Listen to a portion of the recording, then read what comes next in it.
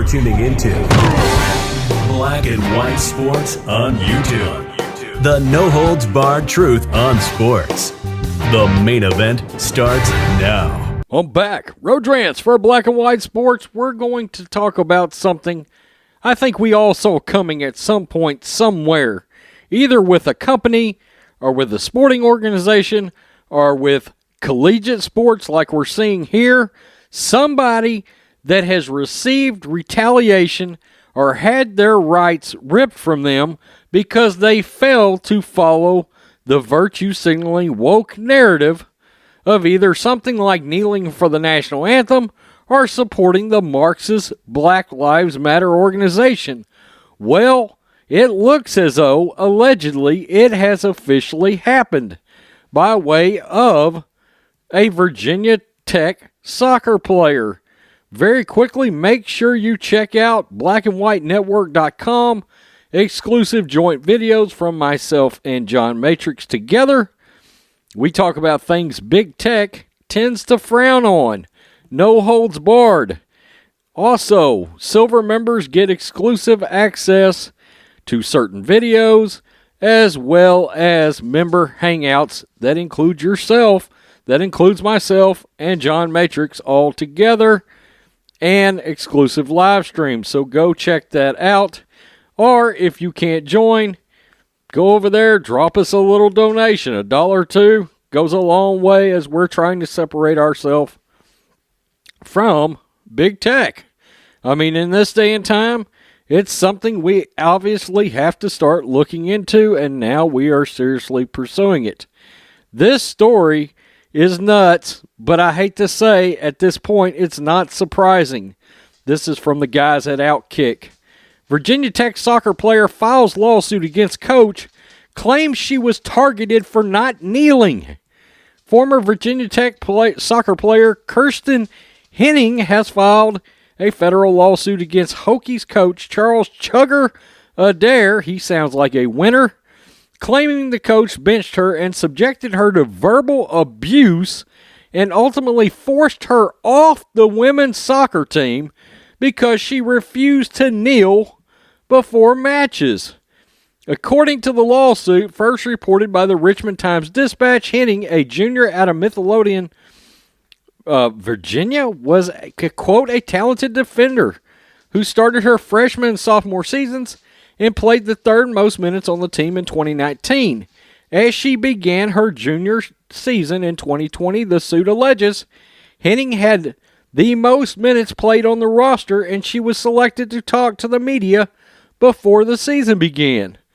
The lawsuit alleges that on September 1st, 2020, a student-athlete advisory committee discussed the proposals for student-athletes to wear BLM COVID masks, BLM wristbands, armbands, and BLM shirts during warm-ups. Good God!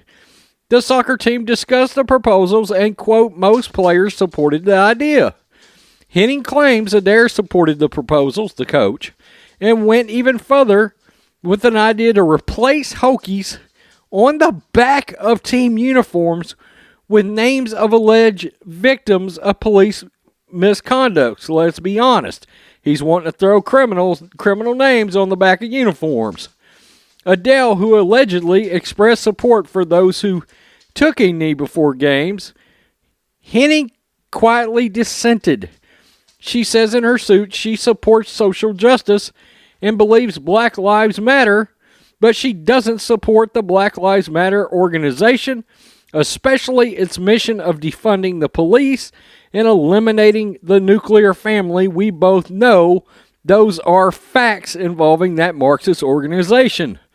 Shortly after that meeting on September 1st, Henning expressed concerns through text messages with other players. The texts were then converted to screenshots and went back to the coach. By September 3rd, players demanded that Adair address the text and the fact that some players were, quote, racist and did not support the BLM. Unbelievable. If you don't support Marxism in this country, you are now a ist. Henning states in her suit that at a September 12th game against Virginia, Adair made her the subject of a tirade because she wouldn't take a knee with the rest of the starters. The, quote, campaign of abuse, as Henny calls it in court documents, continued as she ultimately left the program on September 2020. Henny was asking for the court to declare Adair violated her First and 14th Amendments, that she be reinstated to the team, that she be granted compensatory damages, punitive damages, and nominal damages, and that Adair undergo First Amendment training. Welcome to this United States of America. This is repulsive. And I can tell you right now, you're going to start seeing this in workplaces too. I truly believe it. You're going to start seeing companies come around with this, essentially, if you're white, you're a racist training programs. We've seen it. We've seen it from Under Armour. We've seen it from Coca-Cola. And employees are going to start refusing to do this stuff. Okay? They're going to be like, look, I'm not a IS to begin with, and I don't appreciate you referring to me or implying that I am one, and you're making it part of my job training, which is also implying, and this goes along with the vaccine, implying that if I don't do it, I don't have a job. And you will start seeing lawsuits filed against these companies, and in her case, against a university college soccer program, or in this case, the coach, because he obviously targeted her, okay? You will find this, as these woke people they will start targeting people. They try to cancel people. What this coach did was he tried to cancel her, and she ultimately had to leave the team over these alleged, and what I consider somewhat harassed. Look, there's a term in the corporate world. I worked for years in the corporate world, and I managed forever in the corporate world. And what happens is, if you find somebody in the corporate environment that you don't think is acting in an appropriate manner that you want them to, you start applying, quote-unquote, pressure to that individual, okay, until eventually they either straighten their ass up or they decide to leave. That is absolutely a tactic that happens. I promise you. I've seen it done. And in some cases, it's trained, okay? In some cases, it's valid. In other cases like this, it's used as a weapon like this coach may or may not have done, okay? You cannot come to your players and tell them that they have to kneel for the national anthem. That is going to go against many Americans' belief and moral and value set.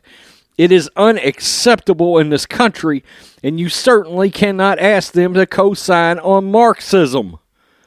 I hope this court nails this coach if he really committed these acts. I find this appalling. It makes me want to throw up everywhere. Honestly, I'm pissed about it, okay?